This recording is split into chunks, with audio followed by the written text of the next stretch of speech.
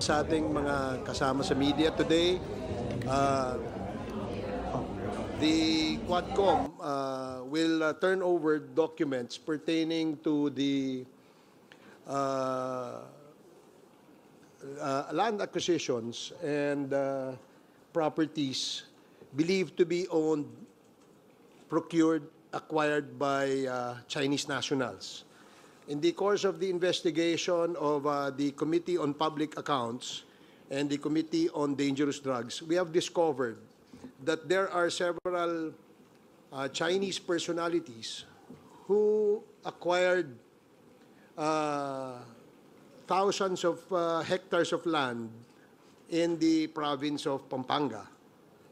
And this was the result.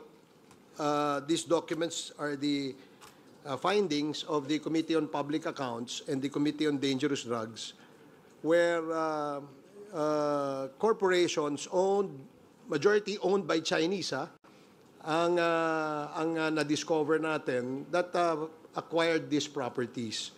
And now we will, the part of the recommendation of the committee, the Quad Committee, is to turn over these documents to the Office of the Solicitor General in order to conduct their own investigation for possible for future proceedings for these properties. Malaki ho ang na-discover dito sa laki ng lupang nabili ng mga Chinese nationals, no? Na alam naman po natin that the Constitution prohibits foreign nationals from acquiring 100% ownership ng ating mga lupa at ng mga pagtatayo ng mga korporasyon. So today, as just to let the people know na ito ho ay trabaho ng Quadcom at gusto naming i-emphasize na ang Quadcom ay walang politika kundi trabaho lamang. And that's why we're privileged to have with us today our representatives from the Office of the Solicitor General, Attorney Hermes Ocampo, the Assistant Solicitor General, Attorney Gilbert Medrano, the Assistant Solicitor General, Attorney Neil Lorenzo, the Senior State Prosecutor. So, welcome and thank you for joining us here in this turnover of petition for civil forfeiture sa Office of the Solicitor General. So, can we turn this over now?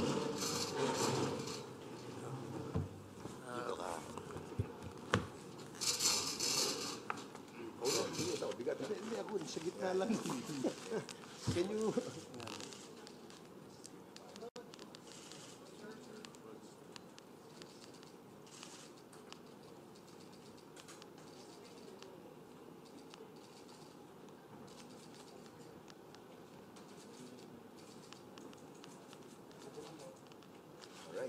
Okay. Thank you. Thank you po. Kayo nang bahala dyan. Dapat marami makasuhan na dyan. So, we will now open the floor for questions from our friends in the media. But before that, please allow me to acknowledge the presence of Congressman Rog Gutierrez, Congressman Paulo Ortega, my co-chair in the Quadcom, Congressman Dan Fernandez, and of course my co-chair, the chair of the Committee on Public Accounts, Congressman Caraps Paduano. So we will now entertain questions. You can ask questions. Yes, Tina? Good morning po, sirs. Sir, can you mention prominent Chinese personalities na involved po dito sa mga documents na turnover po ninyo? Okay, we will ask the chairman of the Committee on Public Accounts the names of the owners of these properties. Good morning, everyone. Anyway, during the last year's hearing, lumabas na po yung pangalan ni a certain Eddie Tayang, in which the Bureau of Immigration confirms that Eddie Tayang is a Chinese citizen, with being a passport holder of a Chinese, no, in the person of Jia Jingyang. And he was also involved in the sale of properties for Mexico, the LGU of Mexico, Pampanga, and also involved in the corporation, the Empire 999, the Sunflare, and ayun, Mexico 999 and Empire 999 and Sunflare. Eddie Tayang involved in those corporations in which, well, in fact, he was cited in contempt. I think if my memory serves me right, that was November of last year pa. And until now, he is at large. And having transaction with the LGU of Mexico, Pampanga, particularly during the time of Mayor Tumang.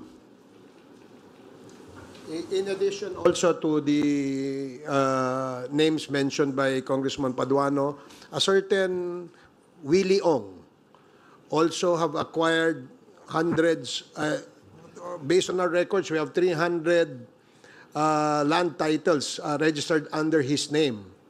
And Mr. Willie Ong has likewise been identified as a Chinese national. So he organized a corporation called Empire 999, and there are also acquisitions under his name. So yan. And then Tony Yang, the brother of Michael Yang.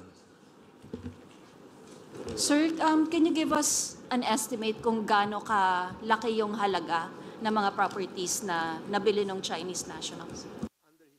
As of now, we cannot yet, of course, the actual yung worth ng properties, no? But thousands of hectares po ang involved dito.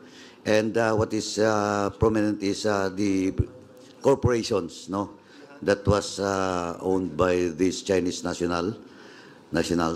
Yung Empire 999 po, as I've said, Sunflare, at saka Empire 999 and Sunflare po. In addition to that, para at least medyo klaro, kasi yung Empire 999, Realty Corporation tells isang corporation. So meaning, marami pa tayong hindi na-discover ng mga corporations that are Chinese pretending to be Filipinos. So yun ang malaking trabaho na dapat nating asikasuhan, especially ang ating pong Solicitor General, na makita itong mga corporation na to, na maraming mga pure Chinese na pretending to be Filipinos and owning and buying properties. Sir, just a clarification, Chinese lang po ba? Walang mga Filipino officials na naging kasabwat nila para mabili yung mga property na yan dyan sa sinabit ninyong documents sa Solgen? Hindi, katulad Hello. Ay, ikaw na, brother. Sige. Ikaw na. As I've said, particularly with the transaction between Eddie Tayang and the sale of property which is worth 79.5 million in Mexico, Pampanga, the person of interest involved here is the former mayor, Mayor Tumang, Tede Tumang. Alam po naman natin na he was already dismissed twice by the Office of the Ombudsman. So, kung Filipino po, lahat na mga properties that was sold to Mexico, Pampanga, kay Mayor Tede Tumang po, at saka yung mga some of the employees, particularly Roy Gomez, no, is involved and until now also at large. And doon po sa sale ng property with regards to the warehouse that where the Shabu was discovered, doon po sa Mexico, ang involved din po dito yung kapatid ni Mayor Tumang at the same time si Mayor Tumang po on the sale of that property with regards to that warehouse. So those are the Filipinos which is in collusion with these Chinese nationals.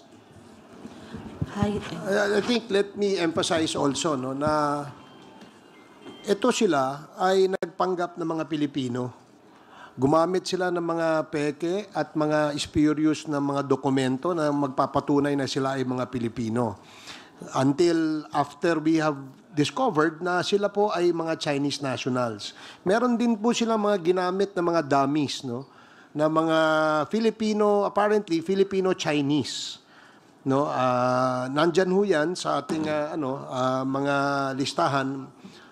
So makikita po natin na ito ay panlilin lang, no, sa atin, no, dahil talagang gumamit sila ng mga dokumentong pagpapanggap na sila ay mga Pilipino.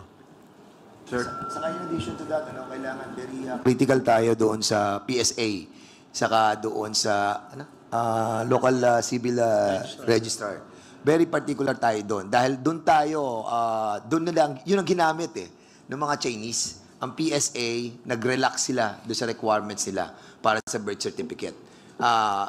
Also doon sa mga local civil registrar. Kaya, yun nga, sana itong ating pong Solicitor General have to look deeper doon sa problem ng PSA sa local civil registrar. Sir. Ay. Of course, we'd like to acknowledge also the presence of our overall Vice Chair, Congressman Romy Acop. Good morning, Chairman. Yes, Mela. Sir, tanong ko lang po, from the side of Office of the Solicitor General, ano pong masasabi nyo dito sa mga itinurn over na dokumento ng Quadcom at moving forward, ano po ba yung magiging proseso nyo rito?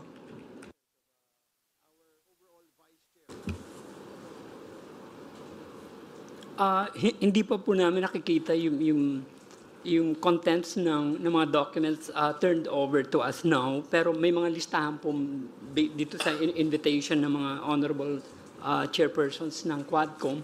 Aaralin po namin to. Pero initially po, eto po kasi yung mga possible na actions that may be filed by the OSG with the coordination of the pertinent government agencies, for example, sa civil forfeiture of the assets acquired of this Chinese, reversion and or escheat proceedings to recover yung mga fraudulently acquired real estate by this Chinese. Pero eto po, aaralan namin mabuti kung ano yung real status of these lands now.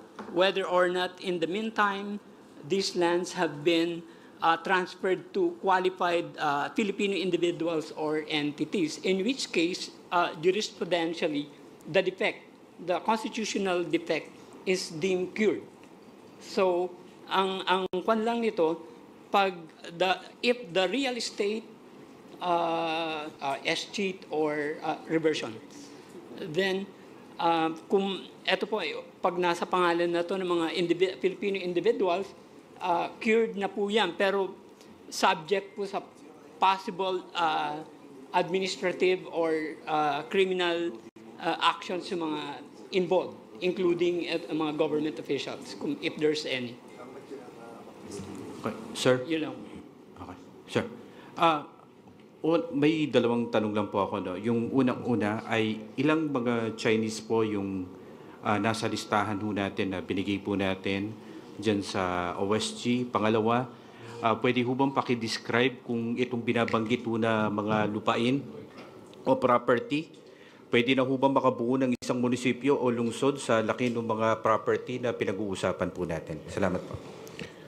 Ang aming estimate, thousands of hectares Itong nandito, we do not have the final figure, pero kung babasihan natin yung number ng titulo na na-acquire, no? Na ilipat sa pangalan ng Chinese national o hindi kaya doon sa kanyang korporasyon na nirehistro, lumalabas ito, umaabot to sa mga 300 hanggang 400 na titulo. So if you estimate that each title would have at least a hectare of land, so doon lang sa isang tao, sa isang korporasyon, meron na silang estimated 4 hanggang 500 hektaryang lupa. Sa isang kumpanya lamang yon. So tama yung sinabi ni Attorney Ocampo that they will study this, initiate the escheat proceedings, kasi if ever we recover this, it has to be recovered in favor of the national government. Kasi nga, merong fraud na nangyari. Bumili sila ng lupa, all these properties are fraudulently acquired. I don't know kung ano yung purpose. Yung iba, ang ginawa nila, nagtayo sila ng mga warehouses, nagtayo sila ng ibang negosyo, and possibly, no, kung nakalusot ito, baka nagkaroon na naman ng Pogo Hub dyan sa mga lugar na yan. And siguro in addition, Mr. Chairman, kasi we have to be expedite yung lahat ng issues pertaining to the properties that were owned by the Chinese people pretending to be Filipinos. Si Secretary Lucas Bersamin issued a preservation asset na kung saan doon sa asset preservation doon sa Banban, na kung saan nakapreserve yung asset po nila para hindi na mabenta. Now, sana yon nire-request natin sa Solicitor General to coordinate with the Executive Secretary in order to have to issue agad yung ating asset of preservation while they are doing yung mga documentary documents that need to be done para makapag-issue sila ng mga preservation of those all assets, no. Maganda yung ginawa po ni Secretary Lucas Bersamin. Sana magawa din po ng ating Solicitor General. Chairman? Yes, may I? Anyway, doon po sa number of Chinese personalities involved, ang most prominent, of course, is Eddie Tayang and Willie Ong. But in those corporations mentioned, particularly Sunflare, which is based in San Simon, Pampanga, and Empire 999, which is based in Mexico, Pampanga, if not all, most of those incorporators are Chinese. Now, in the case of properties, sabi nga ni OSG kanina, na cured, there are one case, no? Isang case po, property of Eddie Tayang, in which it was claimed to be his residence in Mexico, Pampanga, and it was bought by a certain Rodingo. But when he was invited during the hearing, in good faith, he bought that property, and he's very much willing to cooperate po doon sa process, legal process with regards to those properties, no? Isang property lang naman po yun. And we hope that some of those properties are still nakabitin po, no? That's why we have to move fast so that all those properties will be reverted back to the government. Thank you po. Okay, we'd like to acknowledge also the presence of our Deputy Speaker, J.J. Suarez. Good morning, DSJJ. So, Sir, clarification uli. Yung mode ng pagbili ng mga properties na yan, paano ang natuklasan ba ng Quadcom? Through money laundering, cash ba yan na binayaran? Yung pera ba ay galing sa proceeds ng drugs? Paano? At saka Pogo pala.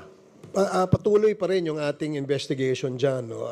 As far as paano sila nakapag-acquire, of course, they possess fraudulent documents pertaining, saying that they are all Filipinos. Kaya regular, no? Mayroong presumption of regularity do sa kanilang pag-acquire nito mga properties na to. Now, nasa proseso po ngayon ng Quadcom ang pag-determine whether ito bang mga ginamit na pera pambili ay isang paraan para makapag-launder o makapaghugas sila o makapaglaba, no, in layman's language ng kanilang pera, no, that hopefully we will be able also to discover kung ano yung source ng pondong ito.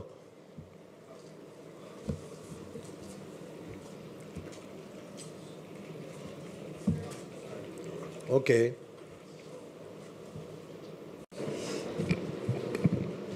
Sir, kung tanong ko lang, sakaling magsusulong tayo ng panukalang batas, ano po ba ang nais nating isulong ng Quadcom, especially dito sa pag-acquire ng napakaraming mga land titles ng mga foreigners? And then, ano po ba yung pananagutan ng PSA, lapses, dahil nga nabibigyan kaagad ng mga birth certificate po itong mga banyaga? Thank you. Well, dun sa pag-acquire nila ng property bilang foreigner, nasa constitution po yan. So, hindi na po siguro kailangan gumawa ng batas because there was a clear violation of the provision of the constitution. Pero doon sa PSA, yan po ang aming pinag-aaralan sa ngayon. No? Kailangan maging mahigpit yung requirements para bago sila mag-issue ng certificate of live birth. Lalong-lalo na doon sa mga nag-a-apply under the policy of late registration. Kasi karamihan dito sa mga Chinese na ito ay late registration. So, doon pa lang, dapat magtaka nga tayo eh. 18, Alice Go, for example, 19 years old na siya nung nag-apply siya for Filipino citizenship. Sabi niya, late registration dahil daw lumaki siya sa farm, hindi naasikaso nung kanyang mga magulang, no? Yung pagka-re-rehistro sa kanya. Kaya nga, isa yan sa tinitingnan nitong Quadcom. Kasama dyan, yung ating local civil registrar. Kasi ang endorsement nanggagaling sa kanila bago yan umakyat doon sa PSA. So, tinitingnan din natin in these two agencies kung ano ang pwede nating gawin na mga batas, no? O panukalang batas para higpitan natin yung pag-implement nila ng mga pulisiyang ito. To add, no, actually yung problema lagi dyan, yung defense ng PSA. First, binabalik nila doon sa LCR because they're just receiving the documents coming from the local civil registry. Now, second na defense lagi nila is ministerial daw yung role nila. That's why during the hearing of public accounts, nilaw po natin na dapat we have to do something about it.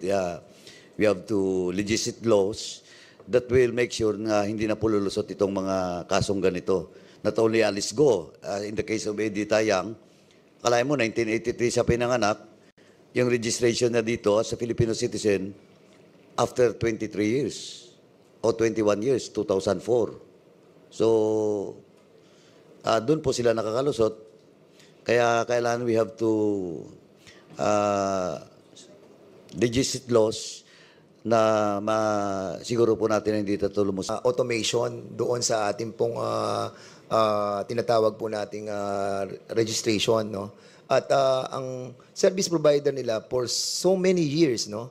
I think 10 taon na yung service provider na yon. And they spend like, I think, if I'm not mistaken, during the investigation namin, wala pa sa Quadcom to. If I am right, kung hindi sa dangerous drugs, sa public accounts, na-mention doon yung contract. Ang contract na inabot ng PSA, no? Doon sa service provider nila, almost, I think, if I'm not mistaken, 5 billion. So, kung meron tayong ganong klase ng kontrata, no, doon sa PSA, being owned by a private corporation, not owned by the government, at stake yung ating tinatawag na mga profile ng bawat Pilipino na dumadaan sa kanila. And I think the Solicitor General have to check on this as well. Yung contract ng PSA doon sa Unisys. Unisys ang kontrata nila eh. At sa Unisys, according to the federal investigation that was conducted in the United States, meron silang case against this Unisys Corporation. We tackled this in the committee, and I think it is imperative on the part of the Solicitor General to look into this. Sir, just a question. Yung pagpasa ng document sa OSG, does this mean that the Quadcom has finished tackling yung issue ng illegal drugs saka yung mga warehouses na allegedly owned by Chinese nationals? No, hindi pa. Ito lang yung aming nakita na I think sufficient and substantial na yung aming investigation na nagawa dito sa particular na Chinese national na ito at saka yung kanilang corporation, no? Yung Empire 999, Mr. Willie O, Mr. Eddie Tayang. So we feel that immediately we have to initiate the forfeiture proceedings nang sa ganun, hindi na po tayo maisahan. Baka maibenta ho yan eh. Kagaya ng isang property ay naibenta, yung 6 hectares yata nabenta doon sa Mr. Rudingo. No? Buyer in good faith siya. Akala naman niya, Pilipino yung kausap niya until we discovered that hindi pala ito totoong Pilipino. Sir, sir, this is not part of the partial committee report po, or this is part of the partial committee report? Hindi pa ito yung kasi we're still writing the partial committee report, and eventually baka itong linggo ito, baka next week siguro we will be able to turn over the partial committee report to the agencies concerned. Ito ay nakita lang namin that there is an urgency Kasi nga, baka biglang maibenta to bukas, no? Oh, yung pagdating ng mga bandang March and April, naibenta niya yung property. So, medyo gusto natin sana, merong tayong urgency dito.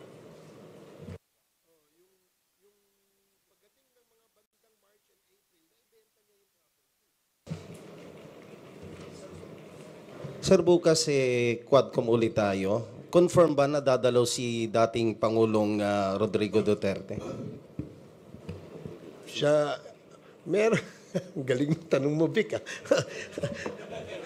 Kala ko dito lang tayo muna sa property. Sige, hindi. We already sent out invitations. Nireiterate lamang natin. Kasi nga yung dati, na pinadala natin, kundi ako nagkakamali, during our second or third Quadcom hearing yan, napadala natin yung mga invitation yan, pero walang tugon, walang that's why we reiterated. Maaring hindi natanggap, maaring kaya nga itong invitation na ito, nagpadala tayo ulit. Natanggap po ba? Wala pa kaming feedback. I think we course it through the PNP na mapadala ito para mas mabilis. So, okay. Hopefully. No. Good morning po, good Congressman. Earl po from IVC 13. Sir, on another topic, sa press con po ni Vice President Sara Duterte and over the weekend, ilan po sa mga House leaders natin na nagpahayag ng kanilang pagkabahala sa ilang mga statement na binitawan ng ating Vice Presidente. Any comments or reaction po on this one, sir? Thank you.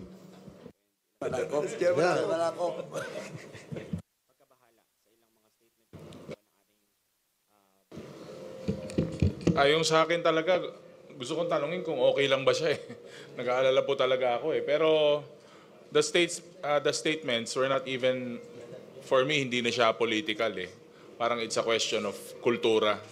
Nasa kultura ba nating mga Pilipino yung mga ganyan na statements? Ganyan ba tayo pinalaki? Ganyan ba kapaligiran natin? So, talagang nanlilisik. Parang galit na galit sa mundo. So, yun lang. Kaya talagang question ko po eh. Kung talagang... Hello? Congressman Rog, your comment? Well, I have to agree with si Congressman Ortega. I think it's a cultural issue, especially yung relation to dun sa description yung bangkay. And I think most of the people have already complained po, no? I think it doesn't really involve any comment on our part as congressmen, and we leave it siguro to the people to decide on how they would see that as qualities of a leader. Yun po.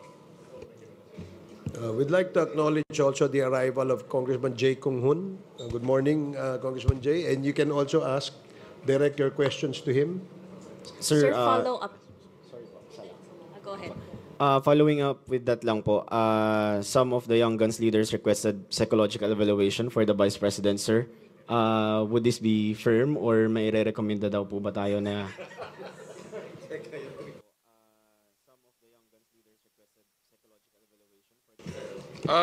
Suggestion lang naman yun.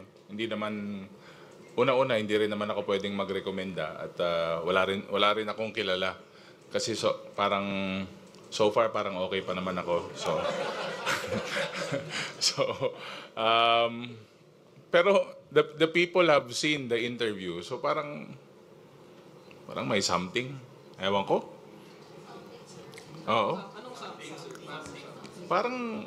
Parang punong-puno ng galit, saka parang parang yung mga lumabas sa ating mga pahayagan, para talagang parang hindi ko alam kung may meltdown o may problema na nangyayari right before our eyes during the press con. Sir?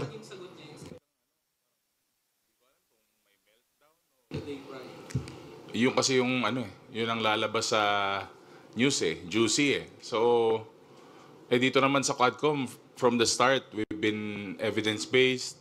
Kung ano po ang mga lumalabas sa aming legislative inquiry, very clear po yun na yun po ang lumalabas at napapalabas po sa social media. But again, baka it's another diversionary tactic. Sir, sabi ni Attorney Sal Panelo kanina sa interview, hindi naman daw publicly sinabi ni VP Sara yon, parang sa group chat lang daw yon. Doon sa sinabi na huhukayin nyo, yung paghukay.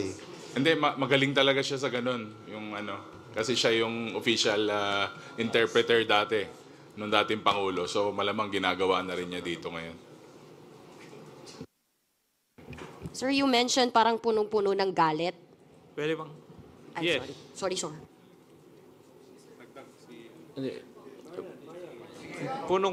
Punong-puno ng galit talaga. Yes. Why do you think po? Bakit po sa tingin ninyo ganun yung nangyari kay, and you even mentioned Kong Ortega na parang may meltdown or may problema na nangyari. Why do you think po na nagkaganon?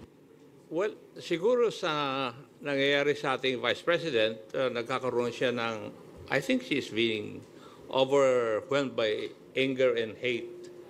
Pag ang isang tao ay sobrang galit,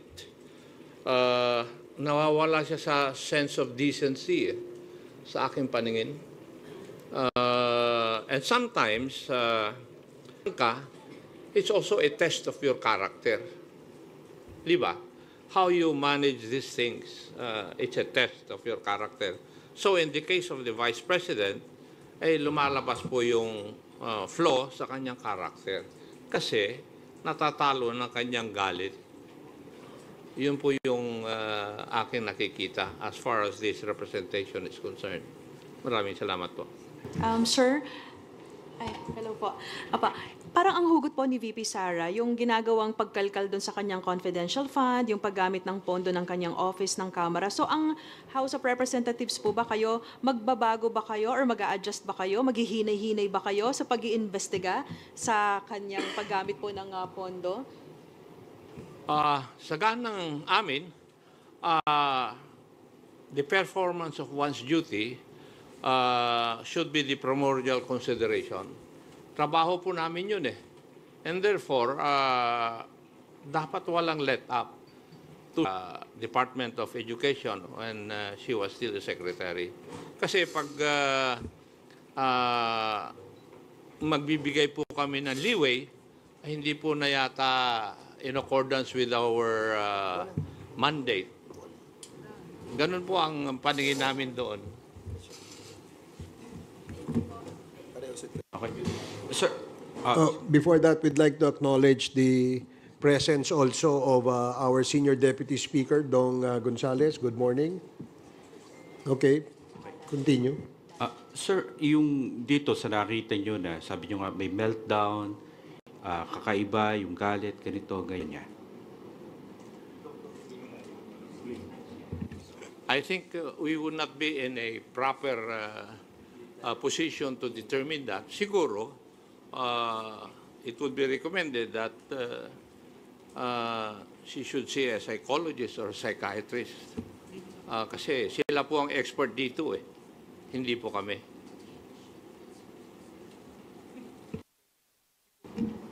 Sir, sorry, good morning po.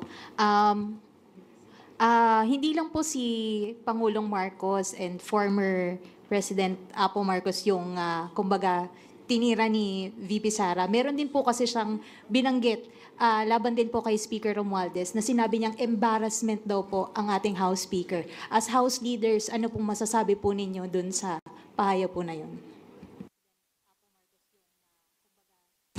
That's her opinion. It's not the opinion of 120 million Filipinos. Di po ba? And she is entitled to her opinion. Sir, follow-up lang. Kasi yung embarrassment po is stemming from doon sa sinabi ni VP Sara na tumanggap daw po ng suhol si Speaker Romualdez. Do you know anything about yung tungkol doon? Sa susunod daw niyang press con. Pero, So we will not be commenting on that. Kasi hindi naman namin alam kung ano suhol yan. Hayaan mo po muna mag-expound siya. Then we'll answer the issue about it. And second siguro, I'd just like to add now, just like what we have done with the Office of the Vice President, giving due courtesy to that office, ang unsolicited advice po is the Vice President should also give due courtesy to the office of the President and, of course, to the late Ferdinand Marcos Sr. Yun lang po. Kasi well in fact, for the record, napakaganda na pong binigay naming courtesy sa kanya nung she was invited during the Good Government Committee hearing. Well, in fact, he was allowed to speak while not taking her oath. So, yun lang po, unsolicited advice. Just give due courtesy to the office of the President. Well, Congressman Gonzales po, no? Well, regarding dun sa suhol, di po namin alam yun, di ba?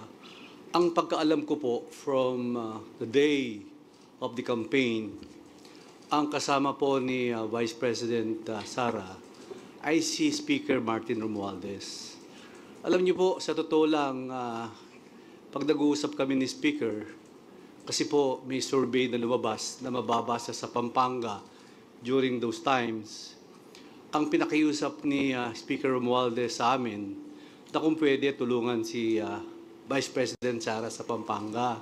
Kasi nga, may kandidatong Kapampangan doon, si Kiko Pangilinan.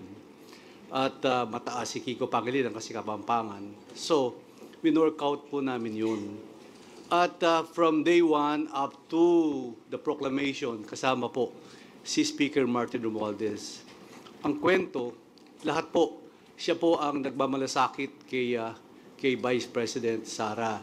Kaya nagtataka po ako, biglang bumaligtad, na kung hindi sa'yo, Speaker Martin Romualdez, hindi ako naging Vice President. Meron pong statement ganyan nung napanood po natin yun. Kaya sana po, hindi po natin alam kung ano ang nasa isip ni Vice President Sara, at yun man lang sabihin mo na uhukayin mo yung tatay at itatapon mo sa West Philippine Sea. Ako po isang nasaktan bilang anak. Kung ako po si Senator Amy Marcos, sinabi sa tatay ko yun, palagay ko, hindi na po kami pwedeng magkita at mag-usap sa panahon na yun.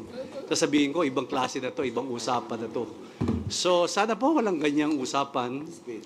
At yung ganyang naririnig kong mga salita, salita pag umiinom sa kanto, sa barangay, paglasing na, biruan lang yun, di ba? Pero walang ganyang, pero wala pong ganyan. Medyo, ako po, honestly, after yung press conference niya, meron po, nasa palasyo po ako, birthday po ni E.S. Bersamin. Pero gusto kong sabihin sa presidente, pero hindi ko po nasabi, kasi baka ayaw po niyang marinig yun. Pero deep inside in my heart, ako po talaga nasaktan doon sa sinabi niya. Because I'm also, anak po ako eh. Hindi na po ako makakakita ng tatay. Isa lang po ang tatay ko. Tapos sasabihin po sa tatay ko yun, nuhukayin niya at itatapon niya. Ay, palagay ko napakasakit po nun. So bilang isang Kristiyano, bilang isang batang pinalaki sa maayos, palagay ko foul po yun.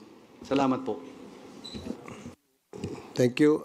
I would like to acknowledge also the presence of the chairman of the Committee on Human Rights, our co-chair sa Quadcom, Congressman Benny Abante. And, good morning. Mr. Chair, in addition to that, na sinabi po ni SDS, alam nyo, kahit pagbalik-balik na din natin ang mundo, yung ating pong former president, si Ferdinand Marcos Sr., malaki po nagawa niya sa bansang Pilipinas. Kahit sabihin na natin na inakusahan siya na diktador at napatalisik siya ng ating pong mga kababayan.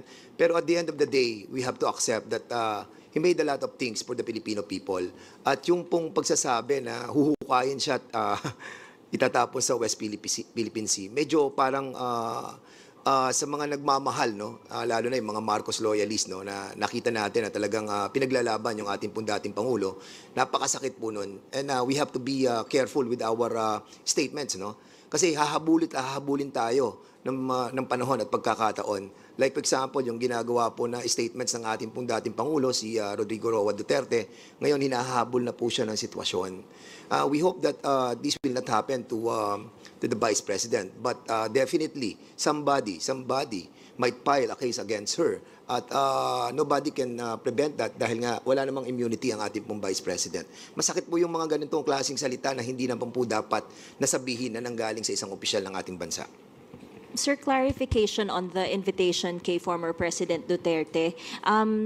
18 pa po yun, October 18, yung reiteration ng invitation ninyo. Meron na po bang feedback from the PNP kung na-deliver man lang po doon sa bahay itong, at may nag-receive nitong invitation? And second question, kung meron ding reiteration ng invitation kina Senator Bongo and Senator De La Rosa?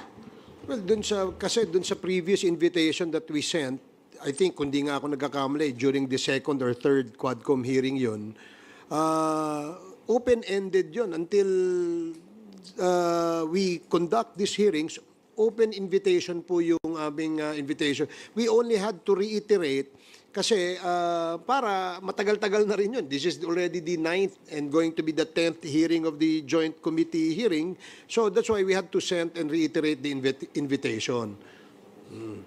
Pero I understand may sulat din po kayo kay CIDG Chief Yes, we to did. ensure na may magre-receive, may feedback na po. As we speak, wala pa kaming nakukuhang feedback. But we had to course it through the PNP kasi sila ho'y nakakalam ng address doon sa area. And we always do that naman every time we send out invitations to personalities outside of Metro Manila. Kako, magandang umaga po. Habol ko lang po, hingi lang po na reaction dun sa parallel investigation na gagawin ng Senate dun sa EJK tsaka drug war. Well, kami, I'm sure narinig nyo na yung aming opinion tungkol dyan. Kami sang-ayon din kami dyan, no? In fact, and because of merong ganyang klaseng parallel invest tungkol sa EJK, we really have to come up with a law, no? Para matigil at hindi na mangyari po itong mga ganitong klaseng extrajudicial killings. Now, my opinion, I'm sure my colleagues here, my co-chairs, meron din silang sariling opinion. Ang opinion ko, kung merong ang Senate, meron din ang House, ba't hindi tala natin pag-isahin, parang BICAM. Ang dating, isang joint committee hearing, nandyan ang Kongreso, nandyan ang Senado, at nandyan yung ating investigation. No? I think, mas malawak, mas komprehensibo, at siyempre, mas maraming mga intelligent questions na maitatanong ang mga membro nitong committee ito. So it has to be some sort of a joint, every time may SONA, di ba? Meron tayong joint session. Ito, ganun din gawin natin. Mas maganda sa tingin ko. I don't know. Sa tingin ko, priority ito ng mga mambabatas. Kaya kung uunahin nila yung personal na interes sa pamamagitan ng pagsabi na may kampanya kasi kaya wala sila, isa sa kanilang mandato at obligasyon ay itong ating ginagawang conducting an investigation in aid of legislation. Yan po ang aming trabaho. Yung produkto ng aming komite ay pinag-aaralan at pinag-iisipan po yan. Saka lalo na, Mr. Chairman, no, para mapabilis. Remember, 2 weeks ago, nag-file kami ng 2 bill. No? Yung pong declaring EJK as a heinous crime at yung isa ng pag-stop ng POGO. Now, kung hindi magiging sinking yung upper and lower house, pagdating sa ganitong klase ng investigation at bills na pinal natin, by December ang order ng Presidente tigil. Kung hindi natin mag-aaprubahan yung POGO bill na we filed together with the upper house, mababaliwala po yung ating pong ginawang submission or filing of that two bills. Mas maganda po, para mapabilis po yung ating pong kilos, ay magsama na po ang Senado at ang Kongreso. Habol ko lang po. By the way, ipopropose pa namin yan, kung ano ang masasabi ng ating Senate President at saka ng ating Speaker of the House. No? It was just an idea na tinitingnan natin kasi para masabi na impartial itong investigation na to. Dahil tayong lahat, bawat Pilipino, ay naniniwala na kinukundina natin ang mga pagpatay. Wala po siguro magsasabi dito na natutuwa sila mayroong pinapatay. Di ba? So, dahil nga ganito kalawak itong usreso, ang Senado at ang lower house ay dapat magtipon para talakayin itong usapin na ito at gumawa ng solusyon ng sa ganon ay hindi na maulit ito. Habol ko lang po, ibabalik ko lang ng konti doon sa kanina. Bukod po ba doon sa pagbili ng lupa, meron po bang ginamitan ng ibang peking birth certificate para makakuha halimbawa ng gun license tsaka ng driver's license? May ganun po bang nakita yung Quadcom? Hello, lahat po. It all started with LCR and PSA. Pag may PSA na po, papasok na po yung LTO. Lahat na, and that includes passports. So, lahat ng mga government IDs and passports, yung pagkuha ng gun license, ginamit yung peking birth certificate? I think sa case ni Tony Yang. Kay Tony Yang.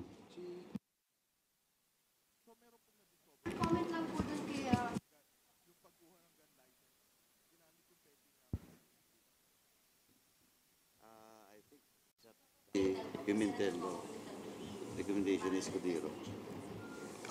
Recommendation yata ni SP yan, ano? And of course, we respect that. Dahil sila naman po ay bound by their rules. Ganon din kami dito sa House.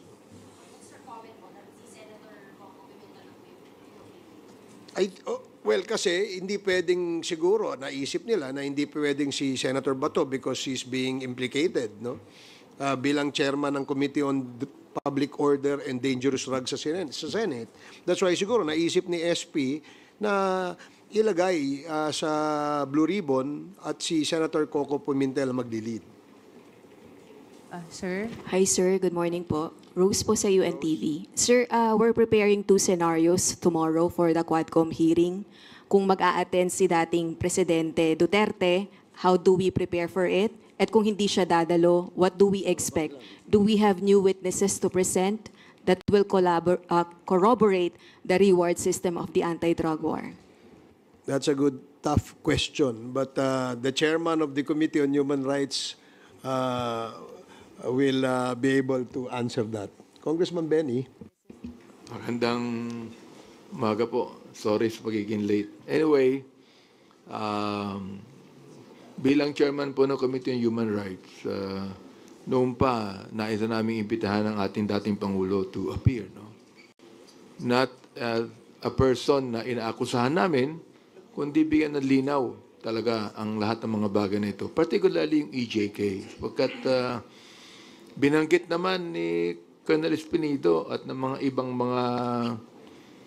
mga kapulisan natin na talagang may EJK. Ngayon, kung halimbawa hindi makakadalo ang Pangulo, ine-expect namin siyang dumalo sapagkat sinabi naman niya sa media na if he is invited, ay darating siya. Kaya palagay ko sa akin po, walang pagdududa na he might come. Kung di siya tumating, meron pa po kaming mga witnesses na talagang magsasalita patungkol sa mga bagay na ito. Chairman, padagdag ko lang po. Actually, yung invitation ng Presidente nung nakaraan pa yan, and to invite him once again in tomorrow's hearing is just normal, no? He's just one of the resource person that was invited in previous hearing. Now, kung question of preparations with regards to proceedings, I think yung preparation is still normal because we treat the former President as one of the resource person that will shed light on the issue of AJK. So wala pong magbabago. If ever he appears po tomorrow, ano po yung security na ipapatupad po natin? And will he get the first part of the hearings? Siya po ba muna yung pagsasalitain po natin? And what questions we will ask? First, question of security, that's not us, but the Sergeant at Arms, no, in coordination with the PNP. Second, if he will be the first or the last or in the middle, sabi ko na nga, we will treat him as part of the resource person. So depende po yan sa mga members, no, na magtatanong. And third question of what are those questions, let us see tomorrow what will happen during the hearing. Well, Dagdagan ko lang din, no, na of course, we will afford him the courtesy due to a former president, no. Alam niyo naman dito sa Quadcom, nirerespeto naman natin yung rights ng ating mga resource persons at ng ating mga witnesses. Taliwas diyan sa iniisip ng iba sa pagbabati ko sa amin na we do not daw respect the individual rights of our witnesses as well as our resource persons, no. Of course, they have all the right, no, that we will extend to them. Kasi lalo na yan, na dati pong Pangulo si former President Duterte. So definitely, we will respect him as a person and respect his former office as the President of the Republic of the Philippines. Let me add, no, sa akin naman, more than asking any educated question, we would like to listen to his educated answer. Ibig sabihin, we're willing to listen. Di ba? I mean, for him to explain to us yung war on drugs, we're willing to listen. For him to explain to us why is it necessary on the war on drugs that more than 20,000 people were killed. We are willing to listen. Oo. We're willing to listen na sinabi niya several times na patayin ang mga drug pushers. For example, we're willing to listen kung bakit niya sinabi yan. We're willing to listen na yung kanya mga binanggit na pinapatay, na-involve din ang ilang mga pulis na gawin ang hindi dapat gawin. We're willing to listen. We're willing to listen to him. Nasabihin niya, nagkaroon ba ng due process bilang chairman ng Committee on Human Rights? What I'm concerned about ito, nagkaroon pa ng due process. Nagkaroon ba na tinatawag natin sa konstitusyon na binigyan ng pagkakataon kahit mga suspect yan na hindi natin binibilang na mga kriminal unless proven guilty. Bilang ang ating dating Pangulo ay piskal. Naniniwala po siya sa due process. Naniniwala po siya na dapat bigyan ng pagkakataon ang mga suspect kahit mga drug lord pa yan. We're willing to listen. We're willing to listen kung bakit more than 7,000 ang mga pinatayan ng mga drug pushers na mga maliliit. Pero yung mga malalaking drug lords, buhay pa hanggang ngayon. That is what we would like to know. Ay sir, sorry, follow-up lang. Kasi sa mga social media feed or post po ng mga supporters ng Duterte camp, his attendance may lead to contempt. Yung pong respect that the Quadcom will accord the former president, is that enough assurance for him not to be contempt? I cannot, the committee personally, I cannot assure that. It's up to him to be present tomorrow, and it's up to his answers and his actuation during the hearing. So, for me, sabi ko na nga, hindi ko pwedeng pangunahan ng dating Pangulo. Let us see what will happen tomorrow.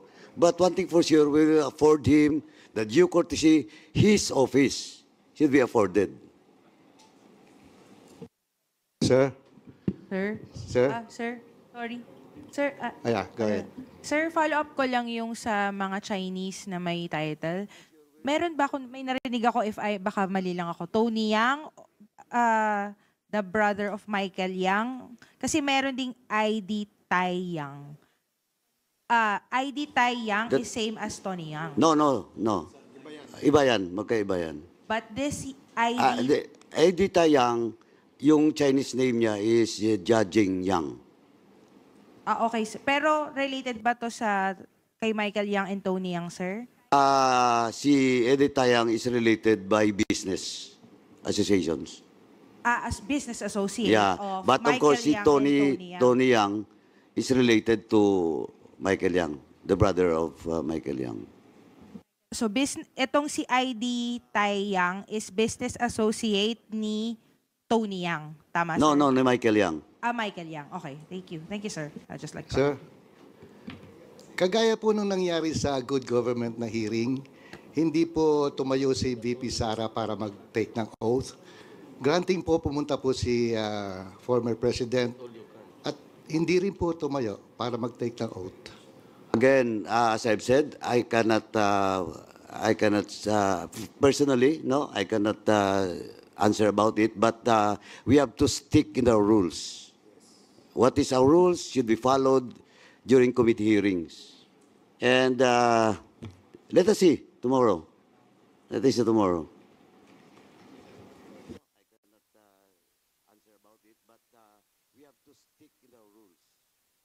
What is our rules should be followed during committee hearings.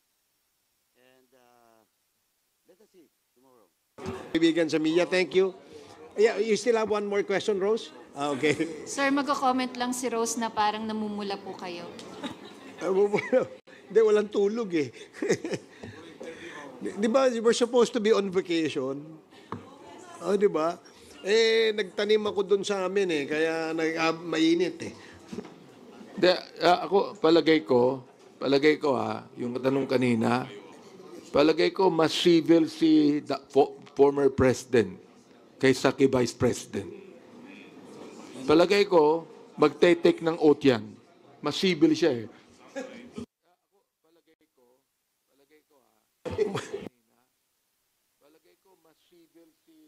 Thank you very much.